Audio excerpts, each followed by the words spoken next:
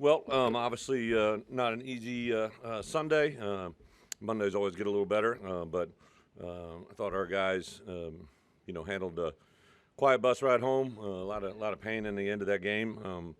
But the key to a Sunday is learning from yesterday's mistakes and turning the page. So, with a short bye week, that's a short game week. We got to really do a better job of that. So we basically met with them, showed them some things that were positive. Obviously, started the game on a positive note offensively to have a play gain that kind of yards. Obviously, would have loved to come away with points, but we did start the game with a scoring opportunity. Defensively started pretty well, put in some tough positions and overcame that moment. But obviously, a lot of things we needed to correct, especially in that second half. So, from an injury standpoint, I think Reggie, he did practice last week, earlier in the week. Didn't feel great Thursday, Friday. Let the game time decision on Saturday play out. The plan is tomorrow he'll be with us for practice. Our first practice of the week will be tomorrow. We'll go through a walkthrough tonight, but it won't be full speed. So he'll be able to take place in that.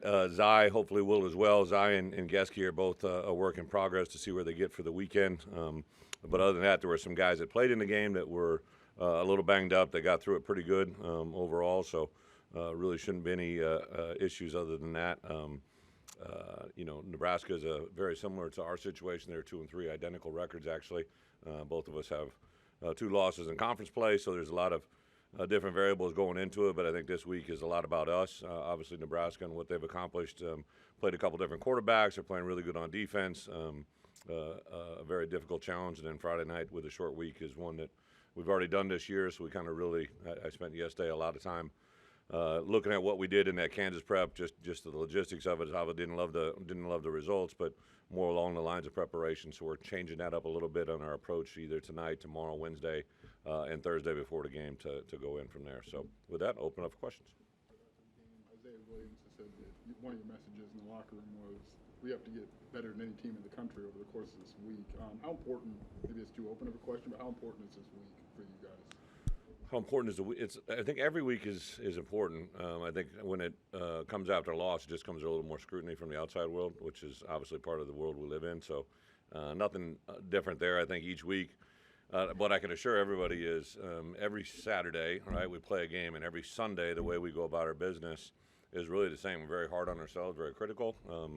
It's just when it's after a loss, and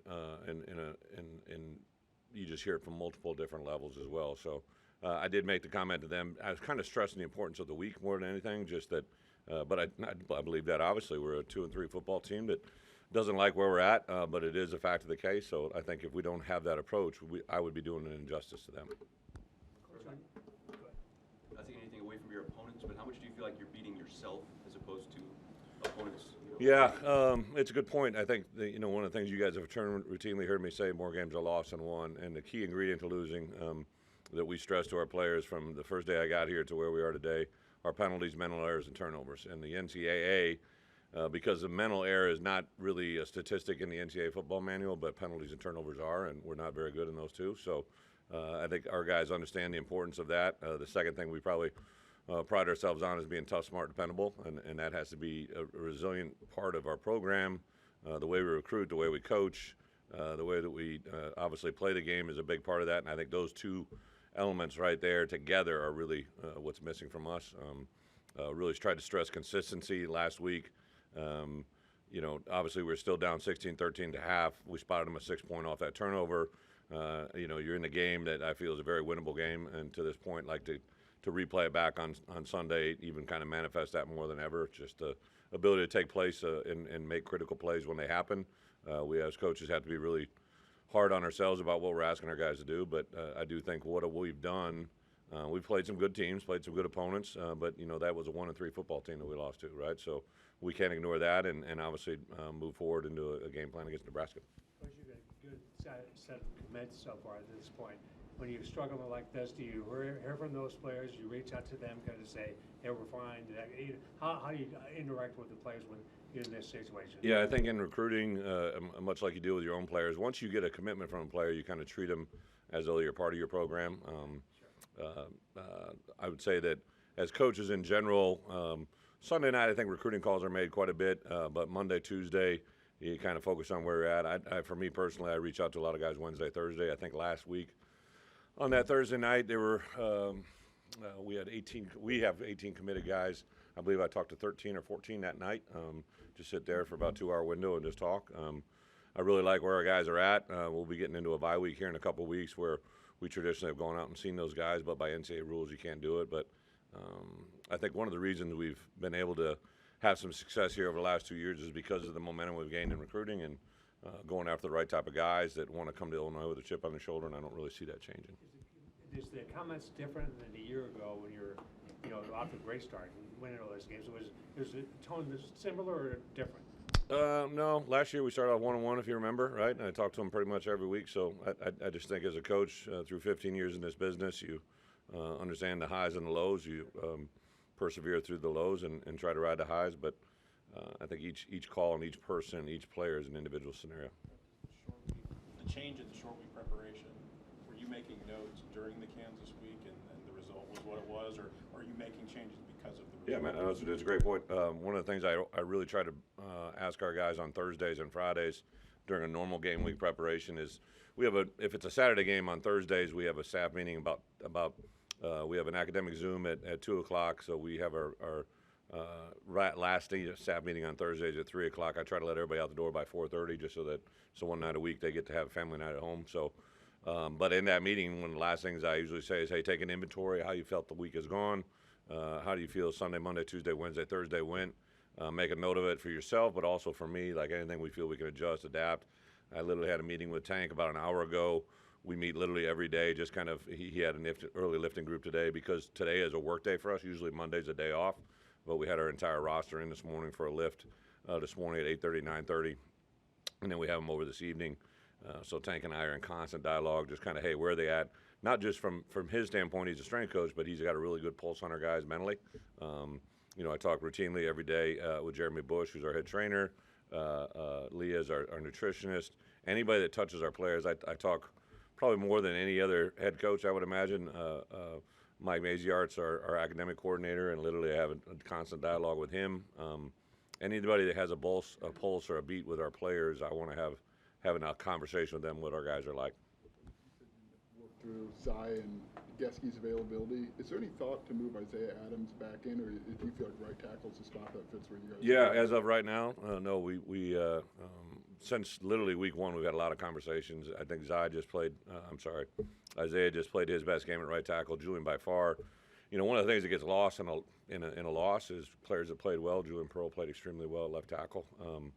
And a guy like Dylan Rosiak played pretty good at inside linebacker. So there's some guys that probably played really good football that we tend to ignore. And Isaiah took a step in the right direction for sure. I think for us, competitively, we're trying to get our 5 best on the field. And obviously, Zy and Geski, one of the downfalls to Saturday was Geski at that point was probably having the best game of his time. He got injured early in the game. Tried to come back in, played a little bit, I think wasn't full go, and then ultimately had to get pulled. So the downfall to that is he's a guy that was starting to play really well. Ideally, what would you like to be known for offensively, and is that a conversation that's ongoing with Coach Lenny?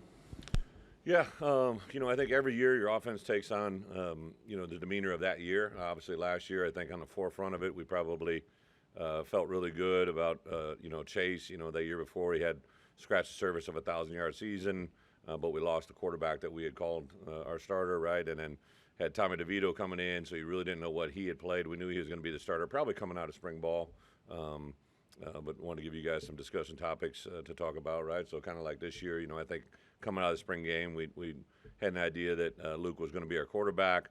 Thought that Reggie and Josh would be a combination platter for our tailback. We thought we had a group of receivers in Isaiah, Casey, and Pat that we felt probably were pretty good players at the tight end position. Tip, we had added Tanner Arkin, but I really thought that Henry Boyer and Griffin Moore were going to do some things for us at tight end. And then the offensive lines, I missed the entire spring, so we didn't have him in the lineup, and we were trying to work our way through. We thought we had a couple players that possibly could join us in the fall. That didn't materialize. So the work in progress was probably the offensive line, and I think that's probably stayed true. For us going into Game 6, I definitely understand the question.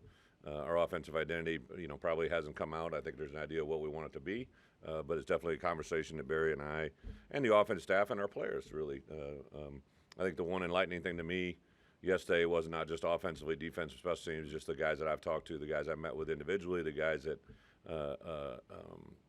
voiced themselves not only during the game but after the game. There's a genuine appreciation for them that they want to play better, right? I think there's not a lot I can say other than I know a lot of people hang on the ebb and flow of our program on a weekly basis, and I appreciate that, and I love that. Part of what makes our job great. But nobody's more in tune to that than our players and coaches. And I think we firsthand know as coaches, myself as a head coach, I got to coach better. Coaches know they got to coach better, and players know they got to play better. Last year after the Michigan, or I guess before the Michigan game, after the back-to-back losses, you talked about player leadership and what you got from your captains that week and how you could tell things were being taken. Yeah. Can you share anything after these two Yeah, losses? I kind of keep. I know you understand where I'm coming from. We keep some of that stuff in house, but I have heard from literally immediately after the game to on a bus ride home to players speaking yesterday that there's definitely I think the guys that we would foresee as leaders, guys that were elected to those positions, have taken on a leadership role probably more than I have at any point this season. So I think that's a positive step in the right direction. Kind of excited to get out here on the lights tonight and see exactly where they're at. But I've said this before, like everybody concentrates on the players you lose. For me, what I've learned in 15 years, it's a lot of times it's the voices you lose, right? And sometimes players can be a little bit more easily replaced than a voice, right? Like I don't think people understand how valuable it is for a person to say the right thing at the right time to the right person in the most appropriate way, right? Because I always used to get frustrated when I was a young player. I'm like, that coach treats me different, or that coach treats that player different. And I always say coaches they do play favorites. They play the guy that gives the best chance for their players to have success, right? My responsibility when I was an inside linebacker coach was to put the two best inside backers on the field that gave the other 9 guys a chance to be successful. I learned that from Hayden Fry and really took that approach all the way through. When I was a coordinator, I needed to put the best 11 defensive players on the field that gave our chance to be successful. It may mean moving a player off the field at certain times, moving them to a different position, but your responsibility is to put the best 11 on any given play to make success. And I think that's a challenge as a coach, and as a player to understand that same thing, reciprocal of that, is a big deal. This week's prep, what's different about Nebraska under the new coach Matt Rule than what you've prepared for before? Yeah, I think good question. The obvious things are obviously the changes that have taken place schematically, offense, defense, special teams. They got new people and new positions. There's new schemes, and then offensively, there's a difference in quarterbacks between the first couple games and the last couple. Defensively, they're very aggressive, multiple special teams. A guy that's got a vast number of experience. They've kind of done some different things schematically in special teams as well. So all 3 phases present different scheme options, but it's about how you play the game. Obviously, personnel changes year over year, but it seems like last year we saw more short yardage, like sneaks or under center. Yeah. Is that something that you guys just don't feel is a match with this personnel? I just don't know that we've seen it. Yeah, no, great question. I think overall, the QB sneak a year ago was probably something Tommy felt really good with. It's just something that wasn't as good a feeling as we have this year. I've learned this in my 15 years in the business. Probably one of the most decorated quarterbacks I ever coached was Russell Wilson. In his college football career with me, he had one quarterback sneak that ended up in a fumble, and we never saw it again. But we were pretty good, right? So, I understand what you're asking. I think part of your point is, defining identity. It's in all phases of offense. It's not just first down, second down, third down. It's in short yardage. It's in goal line. It's in 2-minute, end of half, end of game. You got to find an identity in all those phases, which is a little bit easier said than done. Special teams wise, our kick returns, is that a judgment call by the returner out there, just in terms of where Nope. to go? It's a game plan decision first off, right, and then a little bit based on wind conditions. A little bit unique in the fact of what we saw Saturday. When we first went out there, the wind was blowing a certain direction. Literally, by the time we came back out after the coin toss, it flipped and gone the other way. So we got to stay on top of it and in which way we're kicking the ball and also receiving. And then I would say that each return game in the punt return and kick return is given a parameter of what they need to do to to take the ball as a fair catch or move it forward. Right, with some uncertainty, I guess, health-wise with the offensive line, does it change potentially that pool of players that you talked about you want to be able to draw on at the offensive line? Are there guys you consider pulling up from the Devo into second team or whatever? Yeah. I get the question, but kind of like what we said earlier, I think you have to go into each week with an idea of who's healthy. Right now, if I don't have Zion and Geske, that means 2 new people are added in the lineup just by default. So I think as you go through this week, a little bit determines on what guys are available, who's available to play, and obviously what gives us the best chance. But you always look at, we traveled anywhere from 10 to 12 players on the offensive line. I don't think there's going to be anybody that comes outside of that circle because we have already traveled, 3 guys that are kind of, Brandon Henderson being the most prevalent, and T.J. McMillan, who are the only guys that are redshirt, could redshirt but play, and those guys have been at every game. A lot of the conversation in the offseason was more pass rush value from the outside backers, part of the reason to hire Charlie. How do you feel like that's manifested through these first Well, games? we haven't probably gotten consistent pass rush, as a whole through the first 5 games, but I do think as a point of emphasis, unfortunately, we had, Alec wasn't full strength last week. He did play in the game, but he's good now. But he was a guy that we didn't know if we were going to have. That brought, I'm sure you probably saw, Zeke was out there for the first time, extended action. So we were a little bit thin, and then us just schematically, we had to adjust a little bit defensively just because we weren't sure we were going to have enough bodies at the outside backer position. But everybody's back to full strength now. I think Seth, Gabe Backus, and Alec Bryan, and then a little bit of Zeke to Jared Beatty, and maybe the defensive line in general. We began to pressure the passer a little bit better on Saturday. Obviously came with a couple of huge stats, did a couple things on 3rd down. Josh Kreutz got that huge play. That was the hair of a chinny chin chin being a safety. So I like to step in the direction that we made defensively. Is obviously the score, but I made 3 decisions that we just needed to have the ball in our offensive hand. I knew we were down by 3 scores. It made no sense to do anything but try to get a first down in the situation we're in, but that gave the defense the short end of the field on 2 occasions specifically, and then obviously the scoop and score 7 points is no way to spot. Can't spot an offense 3 touchdowns and expect them winning games. Reggie Love presumably coming back.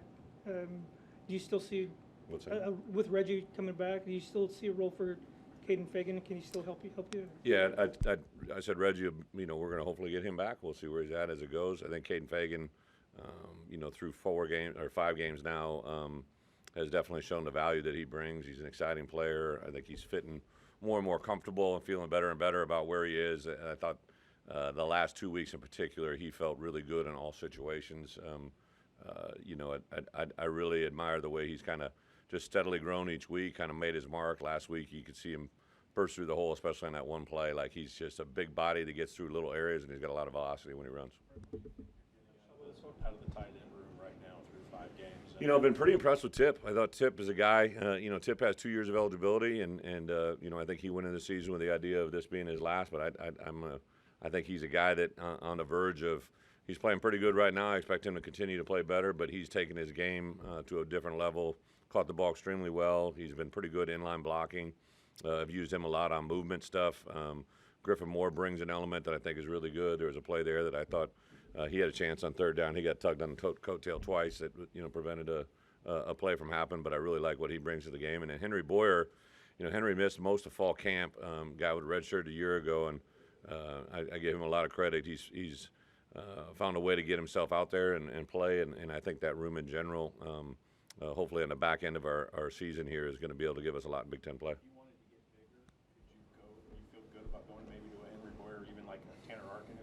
Yeah, I think the bigger we get, 13, you've seen it. We've had 3 tight ends out there. I don't think you can plan much bigger than that.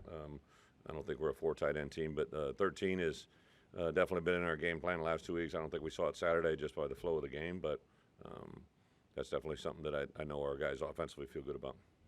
Thanks, guys. Thank you.